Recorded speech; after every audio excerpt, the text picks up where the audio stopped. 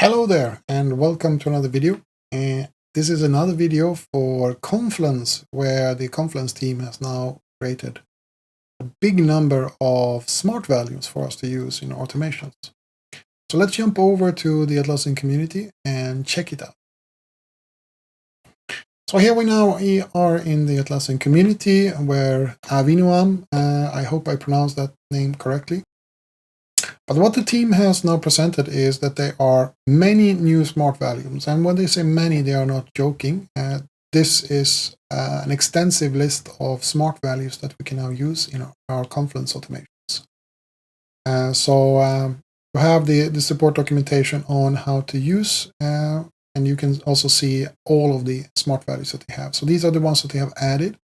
So for example, we have inactive pages, so we can now trigger to see which one hasn't been updated or commented in a very long time. And this can be good to catch stale pages, basically, to see do we need them, should we update them, or is it time to remove them? We have a lot of things for the initiator of a rule, so we can have now full name, public name, email address, time zone, and account ID, for example, that we can use.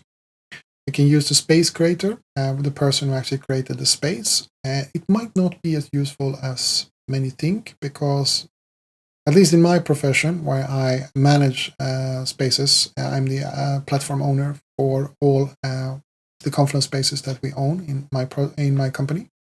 So it tends to be that the Atlassian team are the ones that create the spaces, and we don't like to be spammed or having a lot of automations towards us. So it might not be as useful as for the personal spaces, for example. We also have a lot of smart values here now for the person who published the most recent update. And this one can be useful to trigger, for example, if we want to notify people of something. So we have for the full name, public name, email, time zone, and account ID. You see we follow the same pattern here. And this is also, we have one for blog editor, where we can add the property. So this one is really nice. So this can be very useful for many things. And we can also have the page owner, the person who initially created the page, or that is currently owning the page. And we can also have for previous owner. So we can notify, for example, if we change the owner, and so then we can notify the previous owner that they have now been pushed aside and they are no longer responsible for that page. We can also trigger on previous content status. So if it went from pending to published, for example, then we can do different things for it. We can also have things for the person who resolved the task by marking it complete. So, for example, if you have a task list, and I click the checkboxes and say that these tasks have now been completed, then I can fetch these as the task resolver, and now I can do automations based on that.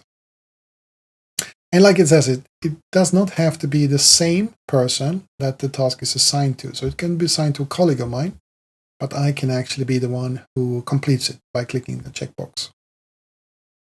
We can also check to see when a task has been added. So the date of the action item, when it was added and published to the page or blog.